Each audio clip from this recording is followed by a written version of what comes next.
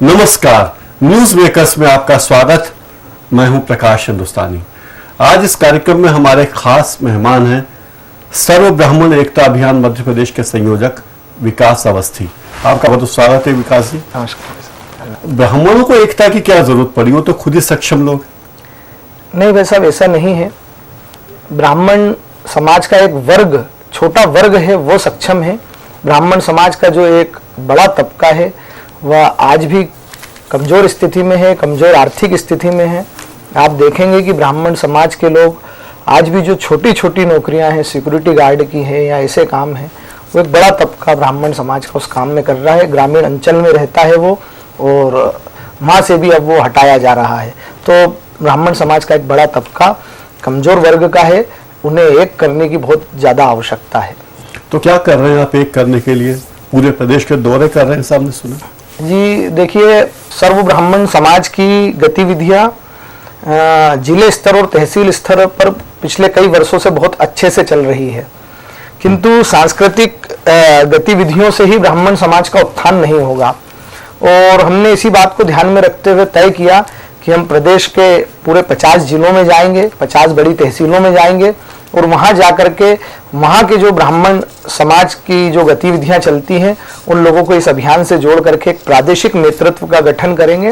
और उस गठन के पीछे हमारा उद्देश्य ये है कि जो ब्राह्मण समाज की आधारभूत जो मांगे हैं जिससे उनका उत्थान हो सकता है, उनको हम शासन प्रशासन से मनवाएंगे। अभी आप भोपाल में मुख्यमंत्री से मिले तो 7 मांगे आपने रखी थी, क्या क्या थी वे मांगे? जी, जब हमने ये दौरा कार्यक्रम करा जिसमें हम अभी आधा प्रदेश घूम चुके हैं, तो निकल के जो 7 प्रमुख मांगे आई सामने, उसमें पहली मांग हमारी यह रही कि परशुराम जयंती जो अक्षय तृतीया पर प्रतिवर्ष आती है, उस पर शासकीय अवकाश घोषित किया जाए।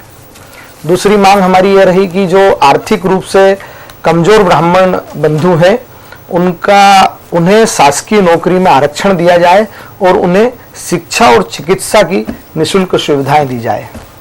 तीसरा हमने ये रहा कि जो भगवान परशुराम की जन्मस्थली है जाना पाओ, उसका विकास शीघ्र हो, वहाँ पर जो ट्रस्ट बनाया जाए उसमें ब्राह्मण बंधुओं को रखा जाए। पांचवी हमारी मांग यह रही कि जो शासकीय मंदिर में पुजारी हैं जिन्हें मात्र 300-350 रुपये का मासिक मानदेय मिलता है, उनका मानदेय बढ़ा करके 2100 रुपये प्रति माह किया जाए।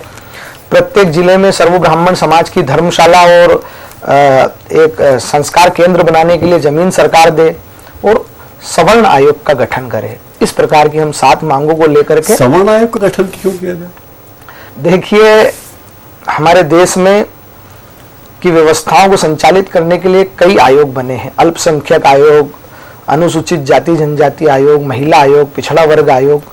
और यह सब आयोग का काम है कि इन वर्गों पर अगर किसी प्रकार का अत्याचार होता है तो वह उसकी एक सुनवाई अलग से संवैधानिक अधिकार प्राप्त वो आयोग रहते हैं और वह उनकी बात को सरकार तक पहुंचाते हैं। ये माना जाता है कि यह वर्ग कमजोर है, जबकि सवर्ण वर्ग का भी एक बहुत बड़ा तबका जिसमें ब्राह्मण भी आएंगे, क्षत्रिय भी आएंगे, वैश्य समाज भी आएगा, उस पर भी आजकल अत्याचार हो रहे हैं। कई लोग झूठी रिपोर्टें इनकी लिखा देते हैं, वे परेशान हो जाते हैं, उनकी पारिवारिक स्थिति बिगड़ जाती है, सामाजिक स्थिति बिगड़ जाती है। अंत में जाकर के वो 2-5 साल परेशान होकर के पैसे का लेन देन करके फिर बड़ी मुश्किल से उस जंजाल से निकल पाते हैं। ऐसे लोगों की सुनवाई के लिए, उनकी आर्थिक उन्नति के लिए, उनकी सामाजिक उत्थान के लिए एक आयोग का गठन किया जाना चाहिए। इसलिए हम सवर्ण आयोग के गठन की। महू में ही बाबा साहब आम्बेडकर का जन्म हुआ था और महू क्षेत्र का ही गांव है, जाना पाओ पहाड़ी है जहां परशुराम जी की जन्मस्थली बताई जाती है।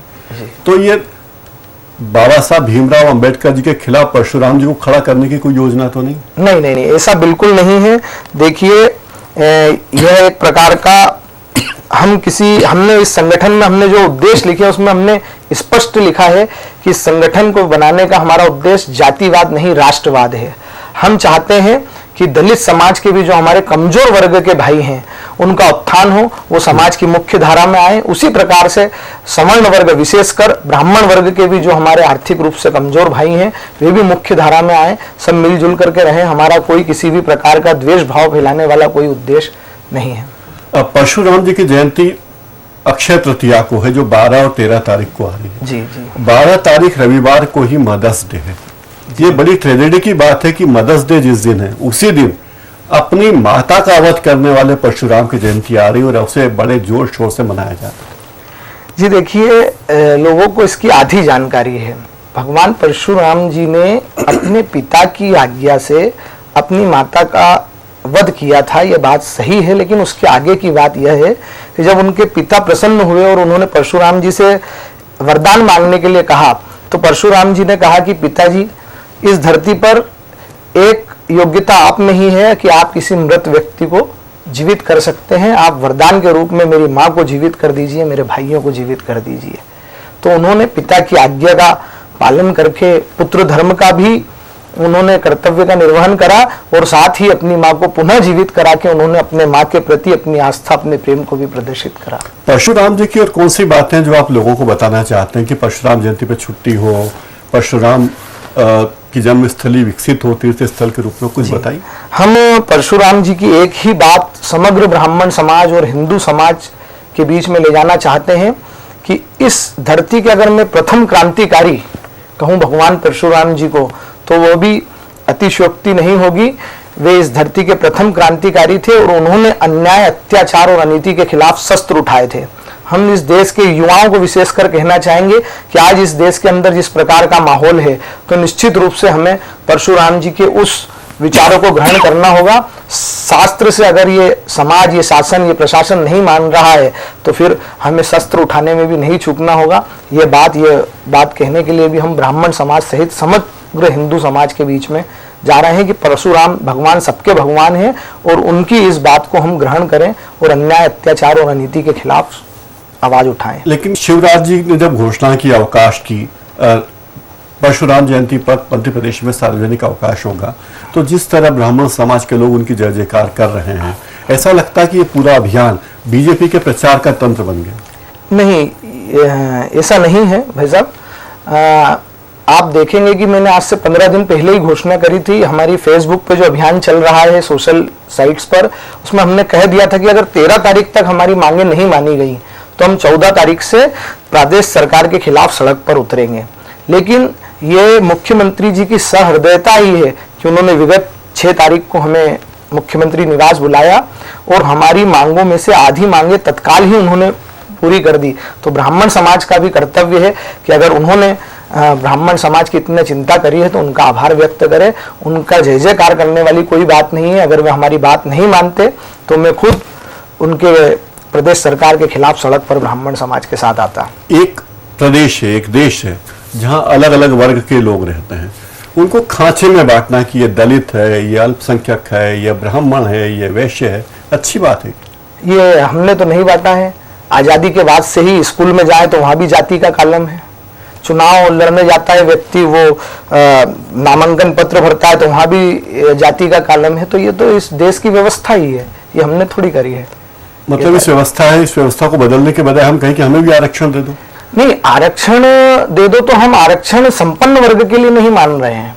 देखिए, जो आरक्षण की परिणति राजनेताओं ने शुरू करी है उससे तो हम श्रेष्ठ ही आरक्षण मांग रहे हैं। अभी जो आरक्षण चल रहा है वो तो संपन्न लोगों को और संपन्न करने वाली प्रक्रिया है। निजी क्षेत्र में आरक्षण, पदोन्नति में आरक्षण, यह आरक्षण का खराब स्वरूप है। हम तो कह रहे हैं भाई, जो कमजोर ब्राह्मण बंधु हैं, जिनकी आर्थिक स्थिति खराब है, उन्हें आरक्षण दो। अब आप खुद ही देखिए, एक वर्ग का कलेक्टर है, उसका बेटा है, वो आरक्षण का लाभ ले रहा है, और एक वर्ग का शासकीय टीचर है जिसकी आर्थिक स्थिति ठीक नहीं है, उसके बेटे को आरक्षण नहीं मिल रहा है। तो आप क्या एक कलेक्टर की तुलना एक शासकीय कर्मचारी से या किसी प्राइवेट कंपनी के अंदर कोई चपरासी का काम कर रहा है, सिक्योरिटी गार्ड का काम कर रहा है, उससे आप एक कलेक्टर के बेटे की तुलना कर सकते हैं क्या? आपने तो कलेक्टर की बात की, वैसे तो इस देश के राष्ट्रपति हुए नारायण साहब, उनके बेटों ने भी आरक्षण लिया था। ऐसा लगता है कि राष्ट्रपति बनने के बाद भी पिछड़े ही रह गए। हाँ। और एक स्कूल टीचर अगर वो सवर्ण है तो वो अगड़ा रह गया। जी, ये व्यवस्था हम लगाना चाहते हैं। के पिताश्री जगजीवन राम उप प्रधानमंत्री थे, लेकिन मीरा कुमार जी ने भी IFS में जाने के लिए आरक्षण का फायदा लिया। एक कुछ शिकायत होती है आमतौर पर कि आरक्षण योग्य लोगों को दिया जाए, अयोग्य लोगों को न दिया जाए। एडमिशन तक में अगर कोई व्यक्ति के नंबर कम आते हैं, 0 नंबर पाने वालों को भी मेडिकल में एडमिशन मिल जाता है, 80 नंबर लाने वालों को भी नहीं मिलता। लेकिन क्या इसमें वाकई बदलाव की जरूरत है या सेवा भावना देखी जाएगी? नहीं, सेवा भावना तो इसमें कहीं दिख ही नहीं रही है। मैं तो ये कहूंगा कि दलित वर्ग को भी जो आरक्षण मिल रहा है उसका लाभ जो है वो जो राजनेता हैं दलित वर्ग के वे उठा रहे हैं। आम दलित हमारा भाई तो आज आजादी के 66 साल के बाद भी उसी स्थिति में जी रहा है। उसका लाभ मिलना चाहिए हमारे उस दलित भाई को जो वास्तविक रूप से दलित हैगा। उन पर जो राजनीति कर रहे हैं वे तो गलत कर रहे हैं, खैर वो उनका विषय है, वे उनके वर्ग के नेता जाने, वे जाने, उनमें जागरूकता आए और उसका अधिक से अधिक लाभ पहुंचे। मैं बात कर रहा हूं विशेष तौर पर उनके ओर भी ध्यान जाए, उन ब्राह्मण बंधुओं की ओर भी ध्यान जाए, उन सवर्ण बंधुओं की ओर भी ध्यान जाए जो गरीबी रेखा के नीचे जीवन यापन कर रहे हैं। उनके लिए भी सरकार को कुछ सोचना चाहिए। ये सर्व ब्राह्मणों की एकता की बात आप करें, कितने तरह के ब्राह्मण हैं अभी? जी तकरीबन इस पूरे देश की अगर मैं बात करूं तो 100 के आसपास ब्राह्मण वर्ग रहते हैं। इंदौर के अंदर 42 प्रकार के ब्राह्मण वर्ग की जानकारी हमारे पास है। लेकिन हम सभी से एक ही उम्मीद करते हैं वे वर्ष भर अपने वर्ग की गतिविधियां चलाएं, संचालित करें, लेकिन वर्ष में 2-3 अवसर ऐसे आते हैं जिसमें सबसे बड़ा अवसर परशुराम जयंती का आता है। उस दिन ना कोई कान्यकुब्ज है, ना कोई सरजूपारी, ना कोई गोड़ श्रीगोड़ है, सब ब्राह्मण है। इस भाव को लेकर के हम पिछले 13 साल से बड़ा गणपति से परशुराम जी की शोभा यात्रा निकालते हैं और उसमें सबको साथ लेकर के चलते हैं। क्षत्रिय लोग महाराणा प्रताप जयंती मनाते हैं, कोई दलित लोग बाबा, ऐसा क्यों नहीं कि सारे देश के लोग मिलकर बाबा साहब की जयंती मनाएं, सारे देश के लोग मिला के महाराणा प्रताप की जयंती मनाएं? वर्गों में बढ़ गया, नेतागिरी का जरिया बन गया है कि कोई कांग्रेस में या बीजेपी में ठाकुर है तो महाराणा प्रताप जयंती मनाता है, ऐसा क्यों? आप इसका क्या राजनीतिक फायदा उठाना चाहते हैं? नहीं, मैं देखिए सबसे पहले तो मैं ये बताऊंगा कि महाराणा प्रताप भी प्रत्येक इस देश के भारतीय नागरिकों के आदर्श महापुरुष हैं। बाबा साहब अंबेडकर महापुरुष हैं, भगवान परशुराम सभी वर्ग के भगवान हैं, लेकिन वर्गों ने इन्हें अपनी एकता का माध्यम बनाया है। ऐसा नहीं कहेंगे हम कि चंद्रशेखर आजाद हमारे ही हैं या परशुराम जी हमारे ही हैं, वे सबके हैं, लेकिन हमने उन्हें अपना एक आइडियल पर्सन बनाया है। मैं खुद महाराणा प्रताप जयंती पर जाता हूं और माल्यार्पण करता हूं प्रताप जी की प्रतिमा पर। बाबा साहब अंबेडकर की प्रतिमा अभी हमारे यहाँ इंदौर में जब स्थापित हुई तो भी मैं वहां गया, उस कार्यक्रम में शामिल हुआ। ऐसी बात नहीं है। मतलब इसका अर्थ ये है कि हम अपने वर्ग के उन लोगों को जो उपेक्षित है उन्हें एक करना है। जी हाँ, यही। ये इसके अलावा और क्या क्या काम आप कर रहे हैं? जी देखिए, आपने बहुत अच्छी बात कही। जैसे हम सर्व ब्राह्मण युवा परिषद की ओर से निःशुल्क कॉपी का वितरण करते हैं, तो जब हम वो निःशुल्क कॉपी वितरण करते हैं तो उसमें हम ये नहीं देखते कि कॉपी लेने वाला जो बच्चा आया है वो ब्राह्मण वर्ग का बच्चा है या अन्य किसी वर्ग का है या अन्य किसी धर्म का है। हम कॉपी वितरण बिल्कुल सहृदयता से करते हैं। जो भी जिन्हें भी आवश्यकता है वे आए और लेकर के जाएं। हमारा एक रक्त दान करने का भी हमारी एक युवा परिषद की टीम है। जब हमें पास फोन आता है तो हम ये नहीं पूछते हैं कि वो व्यक्ति हिंदू है, मुस्लिम है, सिख है या ईसाई है, वो ब्राह्मण है कि क्षत्रिय है। हमारे पास फोन आता है, हमारे कार्यकर्ता जाकर के रक्तदान करते हैं। हम समाज को जोड़ने का, पूरे देश को जोड़ने का भी काम कर रहे हैं। अब ब्राह्मण लोग तो इतने साल तक शोषण करते रहे, शोषक की छवि ब्राह्मणों की है, विभाजन करने वालों की छवि ब्राह्मणों की है, तो उन्हें एक करना, उनके नाम पर झंडा बरदारी करना, कौन सी क्या मकसद? देखिए भाई साहब, ये एक आरोप है और एक ये निराधार आरोप है कि ब्राह्मणों ने कभी शोषण करा या किसी वर्ग पे अत्याचार करा। मैं ये मानता हूं कि ब्राह्मण समाज ने, ब्राह्मणों ने किसी भी युग में, किसी भी समय कभी भी अत्याचार किसी के ऊपर नहीं करा। ब्राह्मण तो हमेशा सर्वे भवन्तु सुखिना, सर्वे सन्तु निरामया, ये बात करने वाला, पूरे विश्व को अपना परिवार बताने वाला ब्राह्मण है। ब्राह्मण ने हमेशा अगर ऐसा होता तो आचार्य चाणक्य एक चरवाहे को इस देश का चक्रवर्ती सम्राट नहीं बनाते। वे अपने किसी गुरुकुल के किसी विद्यार्थी को भी चक्रवर्ती सम्राट बनाने का सामर्थ्य रखते थे। परशुराम जी ने जब 21 बार अत्याचारी लोगों से इस धरती को उनको हटा दिया गया, तो उन्होंने धरती जीतने के बाद उन्होंने जो अच्छे क्षत्रिय राजा थे उन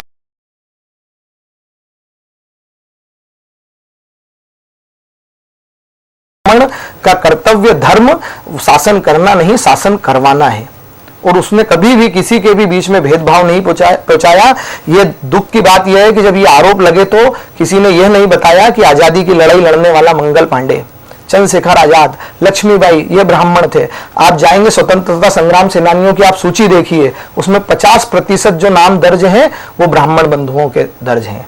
लेकिन यह बात उस समय के लोगों ने आम लोगों तक नहीं पहुंचाई और वह एक प्रकार का एक निराधार बात फैल गई कि ब्राह्मणों ने अत्याचार करा है। इस देश के अंदर जो इस प्रकार की छुआछूत की बात है, यह भी कभी ब्राह्मणों ने नहीं फैलाई, यह मुगलों ने और अंग्रेजों ने हमारे देश में आकर के फैलाई है। ब्राह्मण तो सबको, पूरे विश्व को अपने परिवार मानता है। ब्राह्मण ने कभी किसी के ऊपर अत्याचार अनीति नहीं करी। हाँ, लेकिन यह प्रचार करा जाता है कि वो एक युग में एकलव्य का अंगूठा काट लिया गया था। मैं नहीं जानता हूं कि द्रोण जी ने क्यों उनका अंगूठा काटा। अंगूठा आप बता रहे हैं बार बार, लेकिन जब ब्राह्मणों के सर औरंगजेब ने काटे वो नहीं बताया गया। ब्राह्मणों ने इस राष्ट्र के लिए, इस धर्म के लिए जो कुर्बानियां दी वो नहीं बताई गई।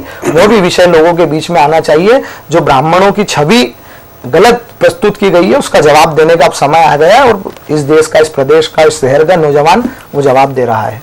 उत्तर प्रदेश में मायावती जी ने पहले कहा तिलक, तराजू और तलवार इनको मारो जूते चार। जी हाँ। बाद में उन्होंने अपनी पॉलिसी बदल दी और अब उन्होंने ब्राह्मणों की अलग सभाएं लेना शुरू की, ब्राह्मणों को चुन चुन कर टिकट बांटे। तो ये उनकी प्रज्ञा चक्षु उनके खुल गए हैं या उन्हें राजनीतिक मजबूरी समझ में आ रही?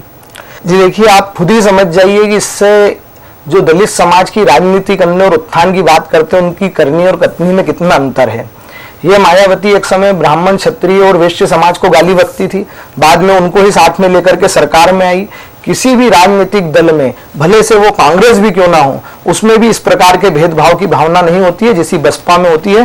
वे खुद कुर्सी पर बैठती हैं और दलित वर्ग के विधायक और सांसदों को जमीन पर बैठाती हैं। ये भेदभाव वो महिला कर रही है जो आज राजनीति के जिस मुकाम पर है वो दलित भाइयों के कारण है। लेकिन आज भी उसकी सभाओं में आप देखेंगे कि उसके विधायक, उसके सांसद नीचे बैठते हैं और वो एक महारानी की जो कुर्सी होती है राजा महाराजाओं की उस पर बैठती हैं। तो भेदभाव की राजनीति कौन कर रहा है? भेदभाव की राजनीति वही लोग कर रहे हैं जो उस वर्ग के तथाकथित नेता होने का दंभ भरते हैं। और मैं एक और बात कहूंगा, हिंदू समाज का सबसे भोला और सबसे अच्छा वर्ग अगर कोई है तो वो दलित वर्ग है, जिसको साध करके लोग आजादी के बाद से ही अपनी राजनीति की रोटियां सेक रहे हैं। विकास जी, हमारे आग्रह पर आप हमारे स्टूडियो आए, आपका बहुत बहुत धन्यवाद। आप परशुराम जयंती महोत्सव को बड़े धूमधाम से मना रहे हैं, उसकी तैयारियों में लगे हैं, फिर भी आपने हमें समय दिया, आपका बहुत बहुत धन्यवाद। न्यूज मेकर्स में फिलहाल इतना ही। आप हमारा ये कार्यक्रम YouTube पर जाकर भी देख सकते हैं। YouTube का URL स्क्रीन पर नीचे दिया गया है। नमस्कार।